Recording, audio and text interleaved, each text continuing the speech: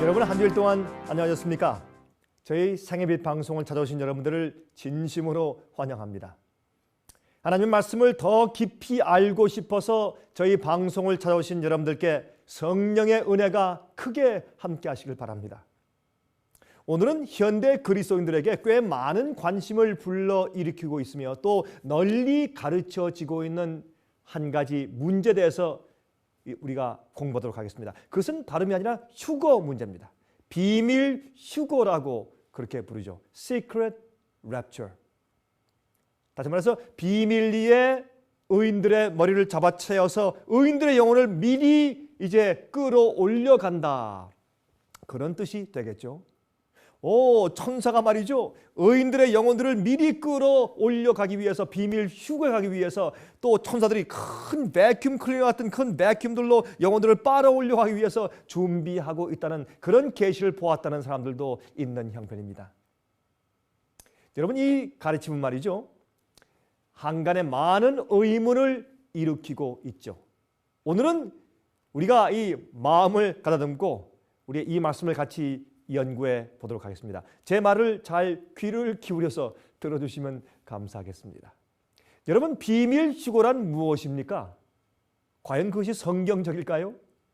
예수께서 이 땅에 어떻게 오실 것이며 또한 우리가 어떻게 하늘로 가게 되는지에 대해서 성경적으로 우리가 이해하고 있어야 하는 것입니다.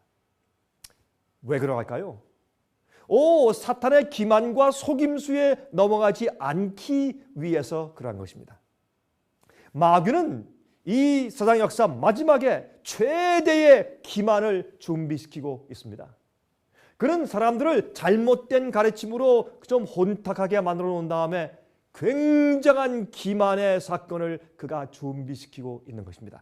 그래서 우리가 성경대로 성경 말씀과 진리의 교리 토대에서 올바로 우리가 이해하고 믿고 있어야 하는 것입니다. 여러분 교리나 진리는 하나님입니다. 하나님께서 어떠하신가라는 것을 우리가 이해하시고 주님의 섭리와 주님의 모든 이 역사하시는 계획을 우리가 이해하는 것이죠. 하나님을 이해하는 것입니다. 하나님을 우리가 잘못 이해하면 우리가 주님에 대해서 오해할 수밖에 없게 되는 것이죠.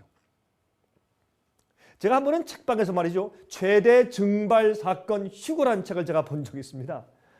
여러분 그 책을 보니까 예수께서 이 세상에 두 번 재림하신다는 내용의 책이었습니다. 첫 번째는 비밀리에 몰래 오셔서 의인들을 즉 교회를 휴거시켜서 하늘로 살짝 데리고 올라가신다는 비밀 휴거의 얘기였습니다. 그 비밀 휴거가 있을 때 많은 사고의 장면들이 생겨나는 것입니다. 비행기에 조종사가 불려 올라가고 버스 조종사가 기차 조종사가 자동차 운전자들이 막 불려 올라가니까 엄청난 사고가 생긴다는 것입니다. 비행기가 떨어지고 기차와 자동차가 상하고 큰 교통사고가 일어날 가능성이 있다는 것입니다.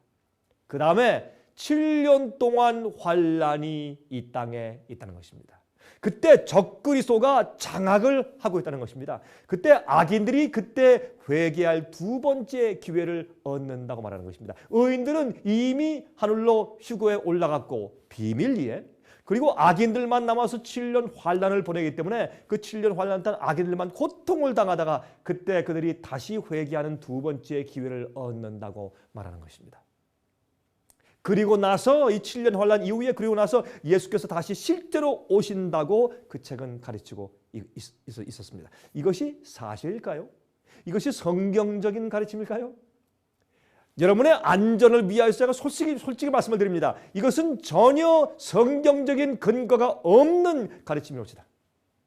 그리스도의 재림, 의인들의 부활, 또한 살아있는 성도들이 하늘로 승천하는 일들과 악인들을 멸망하고 또 없애는 이런 모든 일들이 다 함께 동시에 일어나는 일들입니다.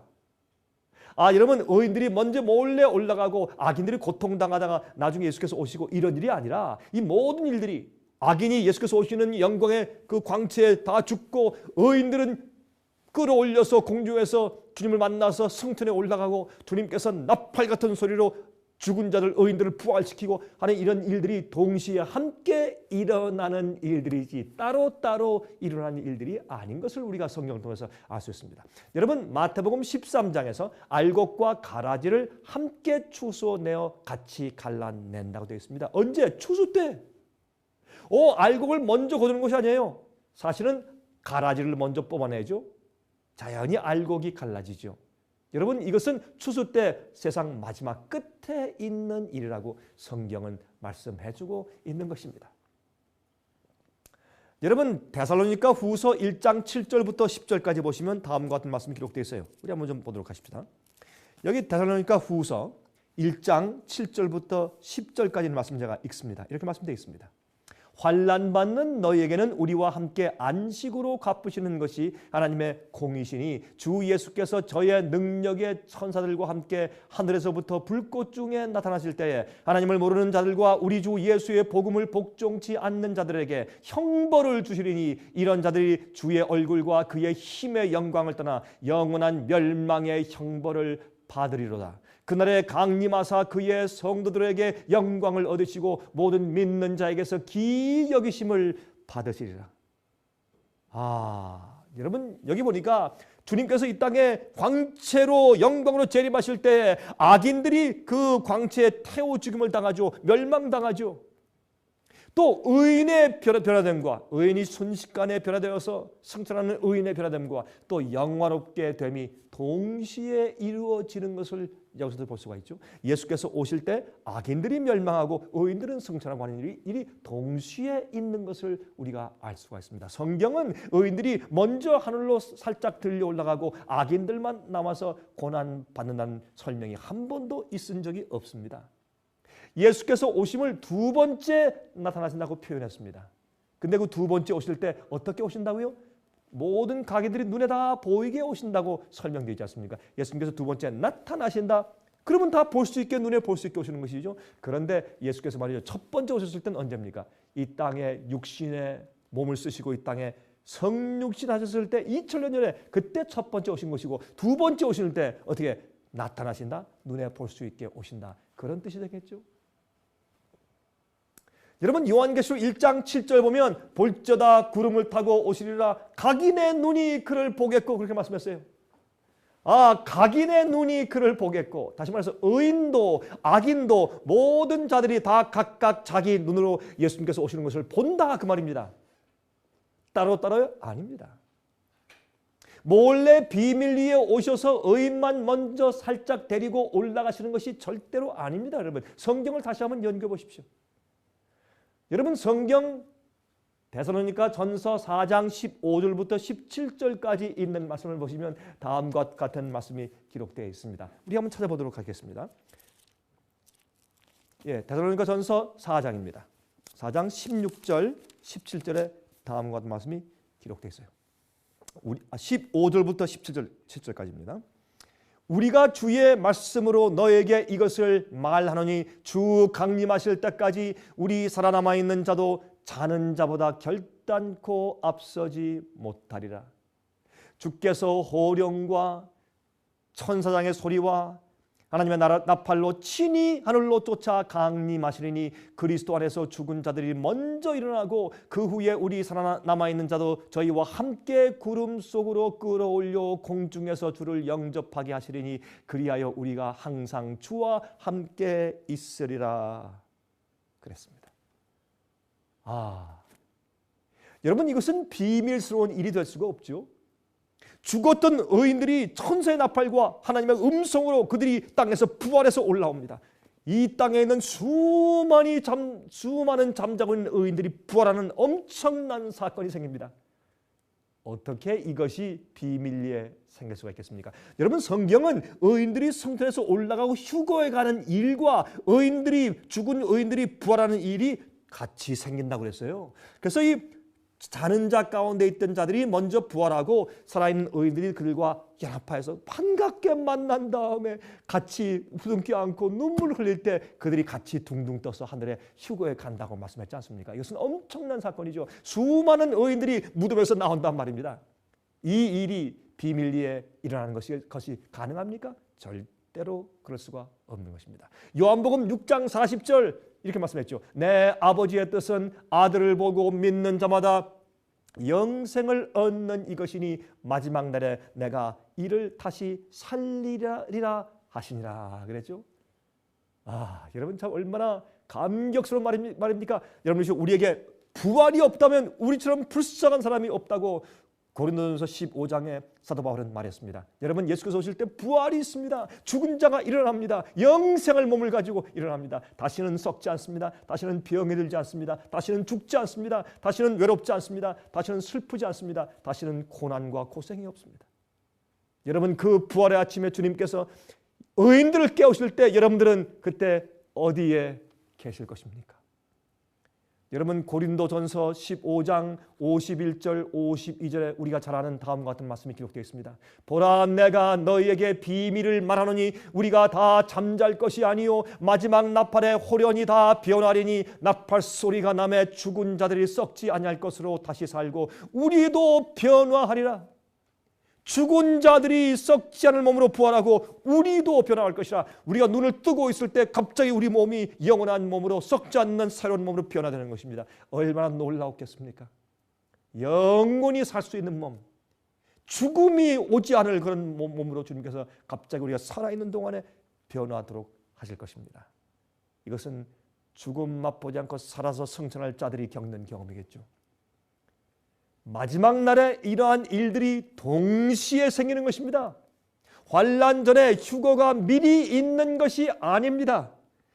여러분 이 휴거는 성도들이 의인들이 승천해 가는 것은 비밀스러운 일이 아니고 나팔 소리가 날 때에 모든 사람이 다 보고 듣는 가운데서 이루어지는 일이라고 말했습니다. 여러분 나팔 소리가 비밀스럽게 생길 수가 없죠. 여러분 군대에서 기상 나팔 불 때 어떻게 해요? 다 크게 불어서 다 일어나서 깨라고 하는 것이지 비밀스럽게 부는 것이 아니죠.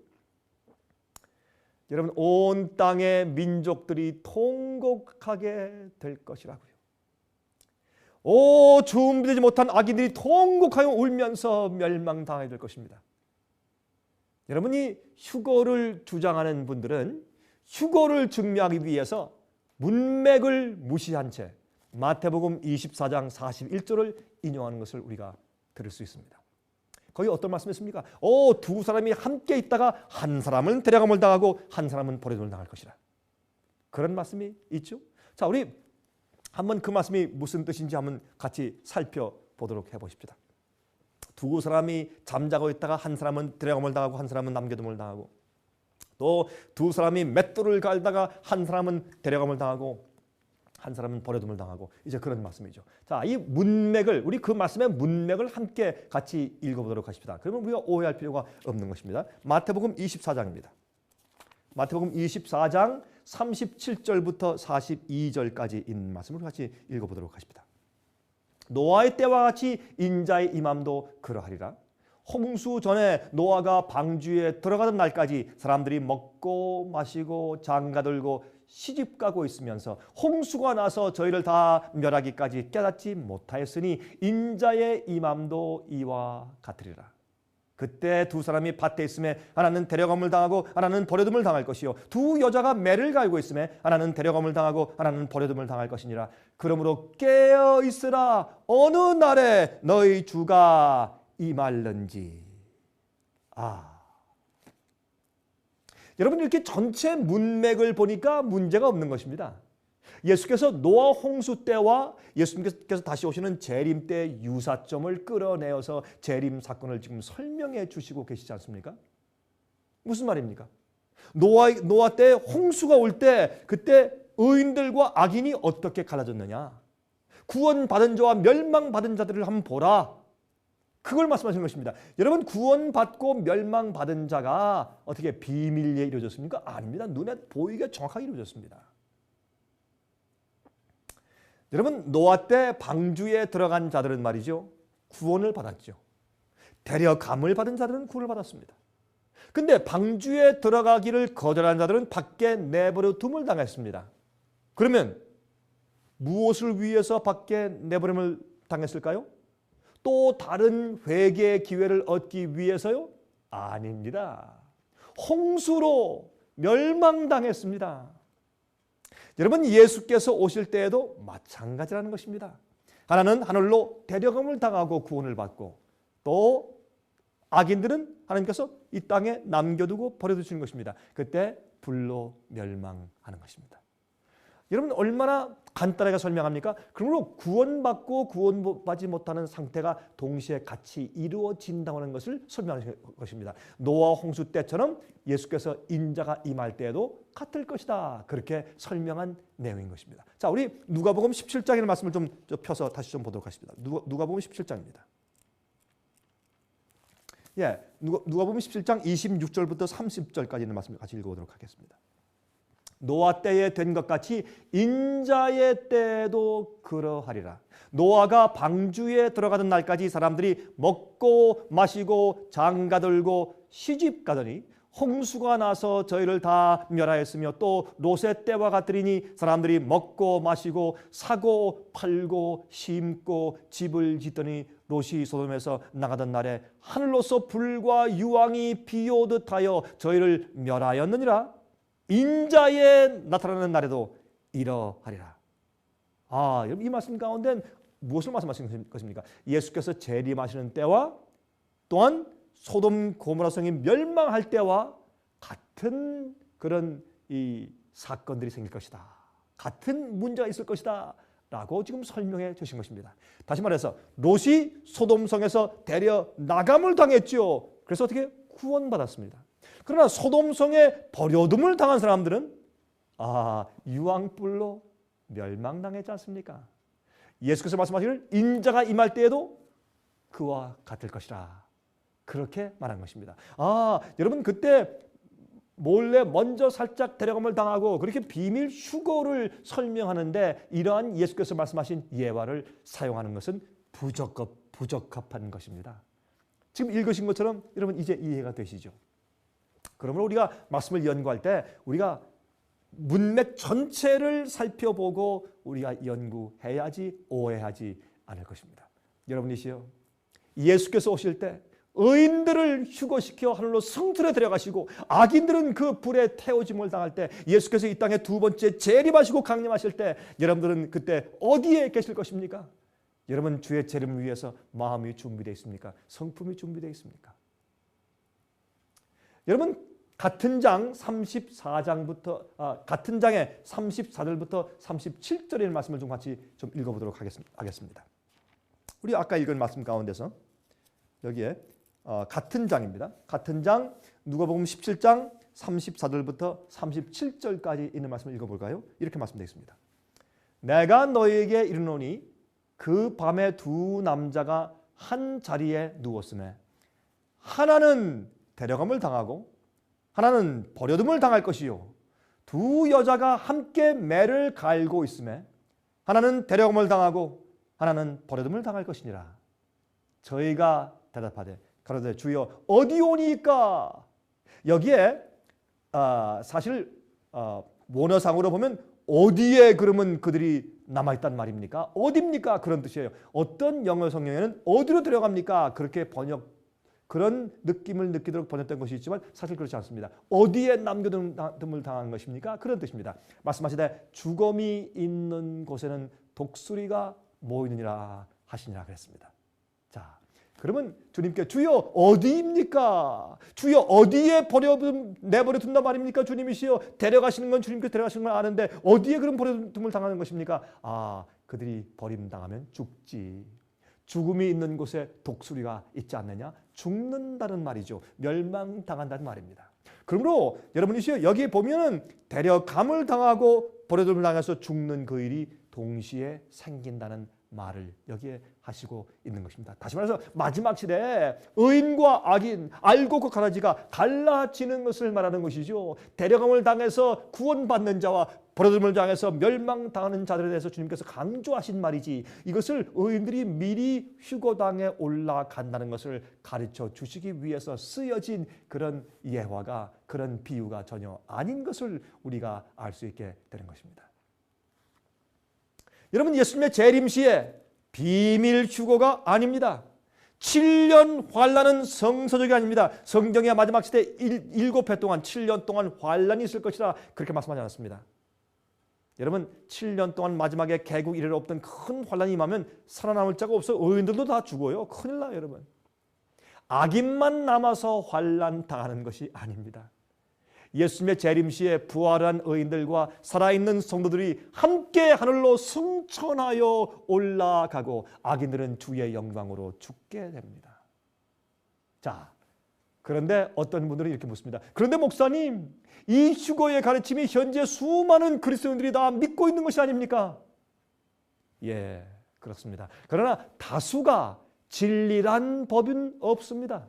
성경은 오히려 소수가 진리를 항상 소유해 왔다고 말하고 있습니다. 여러분, 예수님의 초림 시에도 그랬습니다. 얼마나 많은 사람들이 주님을 거절했습니까? 교회 거의 전체가 주님을 메시아로 받지 않았습니다. 그러나 소수가 받았습니다. 종교개혁 당시에 마찬가지입니다. 말틴 루터와 zwingli, 제롬 허스 같은 소수의 종교개혁자들과 그들을 따르는 자를 믿는 자들이 소수였습니다. 항상 진리대로 살고 있는 소수의 남은 무리가 모든 시대마다 있었던 것을 우리가 알고 있지 않습니까? 얼마나 많은 숫자가 믿느냐가 중요하지 않습니다. 어떤 성경 신학 박사가 말했다. 그것이 중요한 것이 아닙니다. 성경 말씀대로 믿느냐 하는 것이 중요한 것입니다. 여러분, 비밀 휴거의 가르침은 앞으로 올 환란을 잘 준비하지 못하게 만듭니다. 제가 한 번은 말이죠. 제가 텔레비전에서 비밀 휴거를 설교하는 목사님의 설교를 들으면서 제가 깜짝 놀랐습니다. 이런 설교를 하더라고요. 여러분이시여, 앞으로 우리 이제 환란 오기 전에 곧 우리가 휴거당에 올라갈 것입니다. 그러므로 여러분들 마음대로 은행에서 융자하십시오. 마음대로 론을 하십시오. 그러면 이제 그것을 우리가 사실은 갚을 필요가 없게 됩니다. 그 말 하니까 교인들이 막 박수 쳐요. 제가 깜짝 놀랐습니다. 야, 저렇게 비윤리적인 그런 얘기가 비밀 휴거와 같이 엮을 수 있게 되는 것인가? 제가 마음에 좀 놀람을 금치 못한 적이 있습니다. 여러분이시요, 환란을 위해서 준비하십시오. 어떻게 준비합니까? 진실된 회개와 주님을 만난 깨끗한 성품을 준비하셔야 합니다. 천사들이 우리 보호해 줄 수 있을 만한 믿음을 준비해야 합니다. 그리고 세속을 떠나야 합니다. 악인이 다시 한번 기회를 갖는다는 가르침은 회개를 사람들이 미루게 만듭니다. 이렇게 살다가 나중에 환란이 올 때 그때 와서 또 회개할 기회가 있겠지. 그렇게 만드는 것입니다. 잘못된 생각입니다. 토론토의 유명한 목사요 저술가인 오스왈드 스미스 목사는 이렇게 말했습니다. 환란이냐 휴거냐라는 책에서 내가 전에는 2단계, 2단계 재림론을 주장하였으나 스스로 성경을 연구해보니 이 견해를 지지하는 말씀이 성경에 한 번도 없음을 발견하였다. 나는 헬라어 파로우시아를 항상 휴거를 뜻하는 말이며 다른 단어들은 영광 중에 그리스도의 재림을 뜻하는 것으로 배워왔다. 그러나 나는 이것이 진리가 아님을 발견하였다. 우리는 신약 성경을 모두 살펴보아도 주님의 오심의 소위 2단계를 암시하는 것은 하나도 찾아볼 수 없었다. 이 이론은 사람이 만들어내는 것이다. 한번 연구해보라. 성경에 단 한 구절도 그런 언급이 없다. 얼마나 정직한 얘기입니까? 휴거설을 그렇게 가르치고 강조했던 이 목사님이 자기가 다시 말씀을 연구한 다음에 그의 마음을 바꾸고 솔직하게 그렇게 간증을 한 것입니다.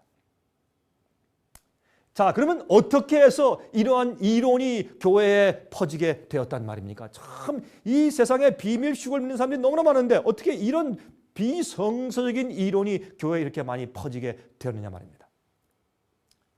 여러분, 개혁자들과 교황을 적그리스도라고 부르는 자들이 말이죠. 자들이 일어났지 않습니까? 종교개혁이. 그때 제수의 신부 알카잘 씨와 이 사람은 이 적그리스도와 폭군이 과거에 이미 왔다가 지나갔다 해서 이 예언 해석을 과거주의로 해석했고, 또한 프란시스 리베라라고 하는 그런 제수의 신부가 미래주의를 대척하며 이것은 교황이 아니라 앞으로 오는 어떤 폭군이야. 그래서 미래 예언을 갖다가 해석하는 것을 붙였습니다. 이렇게 미래 적그리스도가 온다고 말하는 것입니다. 그래서 다니엘 9장의 70주일 예언 가운데서 한 주를 그 69주일과 70번째 주일 마지막 한 주일 7년을 미래로 떼어 놓았습니다. 그래서 그때는 그것이 7년 환란이 될 것이라고 가르쳤고 이것을 플리머스 성지의 교회의 존 날비 목사가 퍼뜨리기 시작했으며 그것이 세대주의가 되었고 1909년도에 미국 들어와서 스코필드 성경에 삽입되어서 소개되게 된 것입니다. 그래서 비밀 휴거설이 퍼지게 되었습니다. 그러나 이것은 성경적이 아닙니다, 여러분. 여러분 그렇게 해서 사람들이 그것을 좀 잘못 오해해서 그런 이제 비밀을 만든 것이 되겠죠. 여러분들 기억하십시오. 여러분 이 비밀 휴거는 성경적이 아닙니다. 우리는 환난을 준비해야 합니다. 앞으로 올 위기를 위해서 준비합니다. 내 마음과 몸을 준비합니다. 내 가족을 준비해야 합니다. 우리는 몰래 들려 올라가서 우리는 그 고난과 환난 통과하지 않을까 걱정하지 말아라. 그것이 아닙니다. 우리는 엄청난 환난을 같이 통과하며 믿음으로 승리하고 7 재앙이 우리를 해치할 것입니다. 그러나 환난 통과하며 쫓기고 핍박을 당할 것입니다. 그때 우리의 믿음이 시험받을 것입니다. 요한계시록 7장의 마지막 14만 4천도 큰 환난에서 나오는 자들인데 그렇게 설명했어요. 여러분이시여, 그러므로 정말 주의 말씀을 열심히 연구하고 성령을 받으십시오. 거듭나십시오. 마지막 환난을 위해서 몸과 마음을 준비하십시오. 가족을 준비하십시오. 매일 기도하십시오. 마음의 믿음과 강한 의지를 받으십시오. 주님의 은혜를 매일 받으십시오. 그렇게 하셔야 합니다. 성경적인 승천을 믿으시고 성경적인 진리를 믿게 되시길 바랍니다. 자, 다음 주 이 시간 다시 뵙겠습니다. 안녕히 계십시오.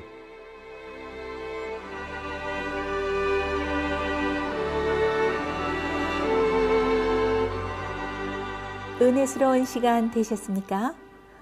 오늘은 생의 빛에서 특별히 제작한 예언 연구 DVD 시리즈를 소개해 드리겠습니다. 생의 빛에서는 혼자서 예언을 연구하기 어려운 분들을 위하여 예언 연구 시리즈를 마련하였습니다. 이 예언 연구 시리즈는 강병국 목사님께서 직접 강의하신 요한계시록과 다니엘서 연구인데요.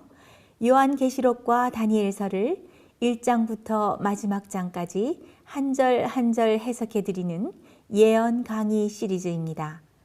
특별히 시청자 여러분들의 이해를 돕기 위하여 각종 그림들과 도표들 그리고 역사적인 문헌들을 사용하여 강의하였습니다. 다니엘과 요한계시록에 나타나 있는 과거와 현재 그리고 미래에 대하여 보여주신 놀라운 예언들은 우리의 믿음을 돈독하게 해줄 뿐 아니라 확신을 가지고 장래를 바라볼 수 있게 해줄 것입니다. 신청하실 번호는 무료 전화 1-877-704-1004번입니다. 1-877-704-1004번으로 전화해 주시기 바랍니다. 미국 동부 시간으로 월요일부터 금요일까지 9시에서 5시 사이에 전화해 주시기 바랍니다. 그럼 다음 시간까지 안녕히 계십시오.